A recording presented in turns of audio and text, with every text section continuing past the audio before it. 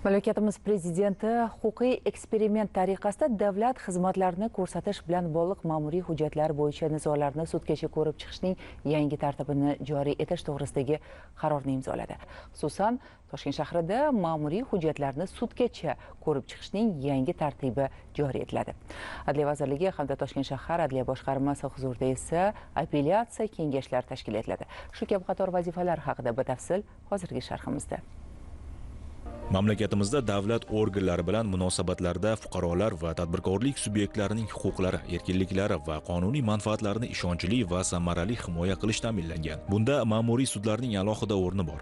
2017-yilda mamlakatimiz tarixida ilk marotaba ma'muriy sudlar tashkil qilingani fuqarolar va tadbirkorlik subyektlarining davlat organlari va mansabdor shaxslarining qonunga xilof qarorlari, harakatlari ustidan sudga shikoyat qilishga oid konstitutsiyaviy huquqlarni ta'minlashda muhim qadam bo'ldi. Raqamlar sudlarning yuqori samaradorligidan dalolat beradi. So'nggi 8 yil ichida 122 mingdan ortiq ariza ko'rib chiqildi va 57% dan ortig'i qanoatlantirildi. Bu esa ma'muriy sudlarning aholi va biznes uchun zarurligini tasdiqlaydi. Jismoniy va yuridik shaxslarning huquqlari va qonuniy manfaatlarini himoya qilishda qo'shimcha qulayliklar yaratish, ma'muriy organlar bilan yuzaga kelayotgan nizolarni qisqa muddatlarda ko'rib chiqish hamda ma'muriy sudlarning ish yuklamasini kamaytirish maqsadida mamlakatimiz prezidentining huquqiy eksperiment tariqasida davlat xizmatlarini ko'rsatish bilan bog'liq ma'muriy hujjatlar bo'yicha nizolarni sudgacha ko'rib chiqishning yangi tartibini joriy etish to'g'risidagi qarori qabul qilindi.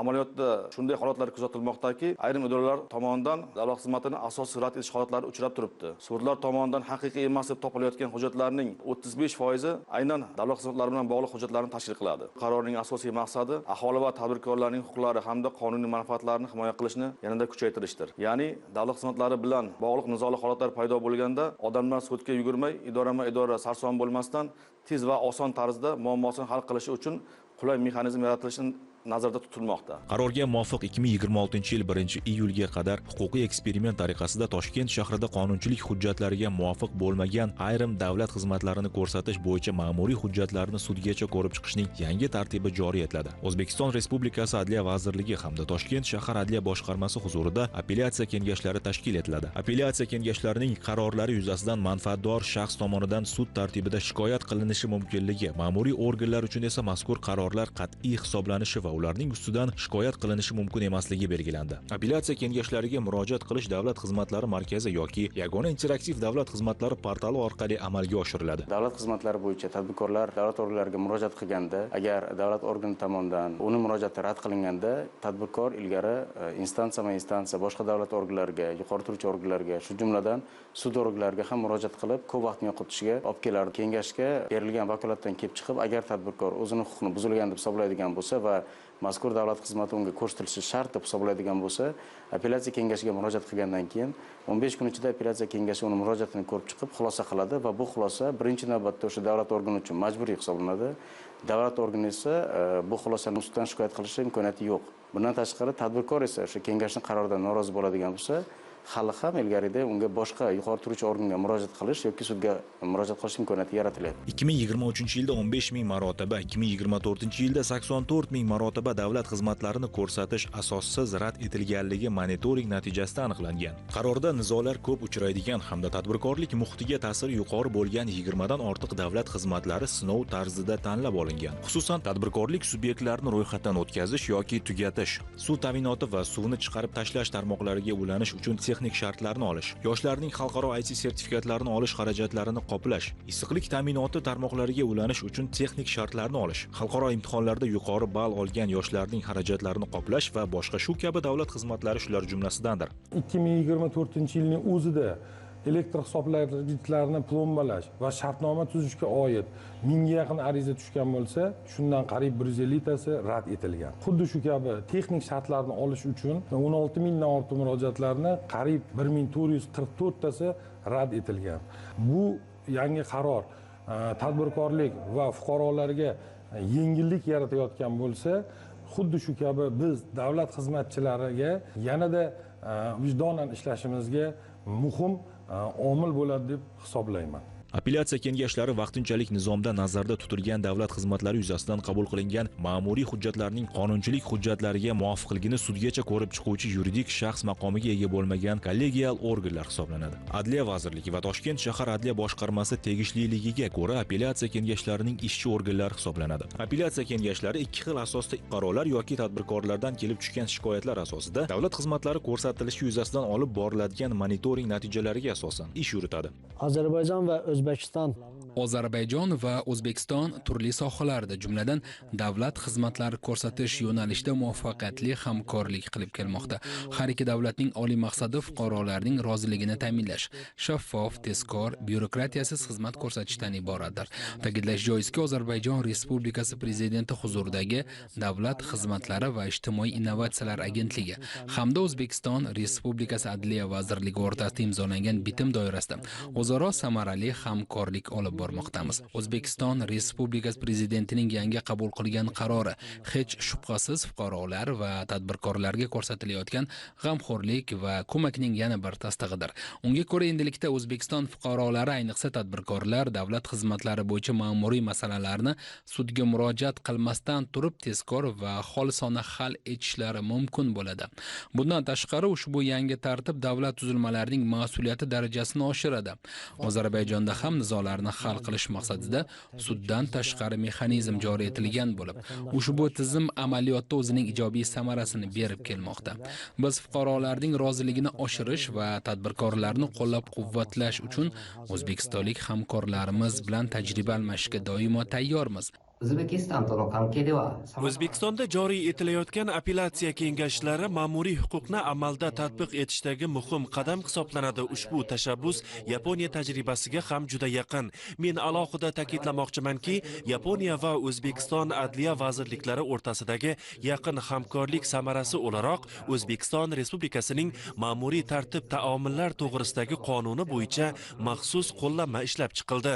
O'zbekistonda tashkil etilgan apellyatsiya kengashlari ham aynan shu qonun normalari asosida faoliyat yuritadi. Ular ma'muriy qarorlarning qonuniyligini baholashda mazkur qo'llanmadan amaliy manba sifatida foydalanishi mumkin.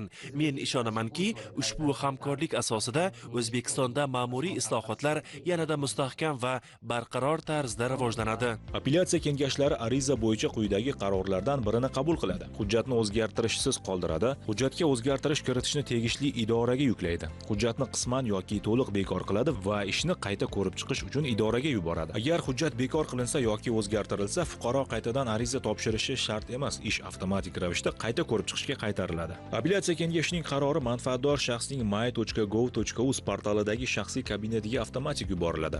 Apellyatsiya kengashlari tomonidan nizolarni ko'rib chiqishning bir qancha afzalliklarini ko'rishimiz mumkin. Jumladan, davlat xizmatlari bo'yicha nizolar hech qanday to'lovsiz va imkon qadar qisqaroq muddatda ko'rib chiqiladi. Ilmiy tadqiqotlarga ko'ra Fransiya, Germaniya va Britaniya kabi davlatlarda ma'muriy apellyatsiya kengashlari uzoq yillardan beri qo'llanilib kelinmoqda.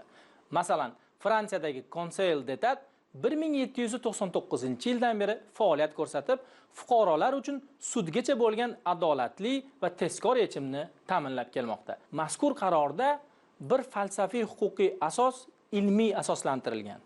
Korxona muassasa tashkilot tomonidan, davlat organlari tomonidan ko'rsatiladigan davlat xizmatlaridan norozi bo'lgan subyektlarning arizalari, shikoyatlari yig'ilib umumlashtirilganda sudgacha yoki boshqa organlar tomonidan emas, mazkur organ tomonidan tizimli kamchiliklar aniqlanib, shu joyni o'zida bartaraf etish, tahlil qilish, sohani rivojlantirish imkoniyati yaratiladi.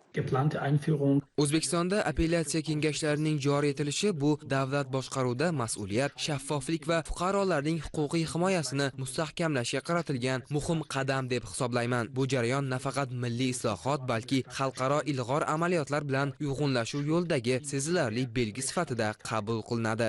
Germaniyada ham ma'muriy nizolarni sudgacha hal qilish imkonini beruvchi mustaqil va professional apellyatsiya organlari mavjud. Ushbu hujjat bilan davlat organlari va mansabdor shaxslarning faoliyati ustidan samarali nazoratni o'rnatish, nizolarni sudgacha hal qilish mexanizmlari takomillashtiriladi. Nizolarni sudgacha hal qilish tartibi fuqarolarimizga, tadbirkorlarimizga nima beradi? Birinchidan, tadbirkorlarimizni, fuqarolarimizni sudga borish vaqtini va mablag'ini tejaydi. Ya'ni nizolar sudgacha hal bo'ladigan bo'lsa, advokatga borish ehtiyoji bo'lmaydi. Bemalol davlat organi bilan shu apellyatsiya kengashlarida o'zaro muloqot va murosa yo'liga kelish imkonini beradi. Qolaversa, sudda bilamizki, ishlarni ko'rib chiqishda muayyan muddatlar belgilab qo'yilgan protsessual qonunchilik bilan. Bu muddatlarga rioya qilib, albatta 1 oy, 2 oy kamida vaqt ketadi nizolar hal bo'lishi uchun. Apellyatsiya kengashida berilayotgan vaqt esa juda ham qisqa bo'lib, bu fuqarolarimizni vaqtini tejashiga imkon beradi. Bugungi global tendensiyalardan ko'rinib turibdiki, davlat xizmatlarini ko'rsatishda shaffoflik, javobgarlik va inson manfaatini ustuvor qo'yish asosiy talabga aylangan. O'zbekistonda joriy etilayotgan ushbu yangi tizim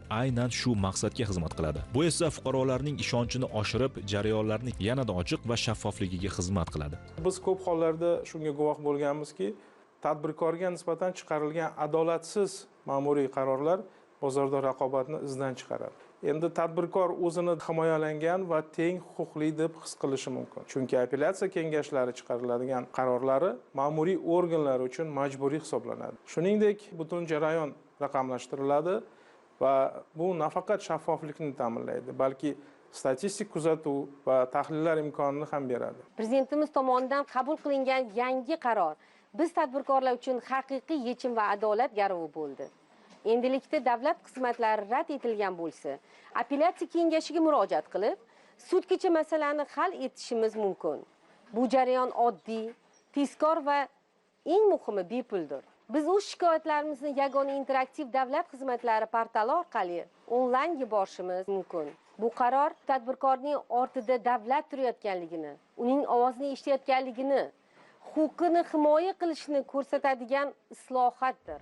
Xulosa qilib aytganda, ushbu qaror fuqarolar va tadbirkorlarning huquqlarini himoya qilishni kuchaytiradi. Ularga sudga bormasdan ma'muriy organlar qarorlari ustidan tez va oson tarzda shikoyat qilish imkonini beradi. Shu bilan birga sud yuklamasini kamaytiradi. Ya'ni ushbu qaror huquqiy adolatni ta'minlash, davlat xizmatlarini inson manfaatiga mos ravishda tashkil etish va fuqarolarning davlatga bo'lgan ishonchini mustahkamlashga xizmat qiladi.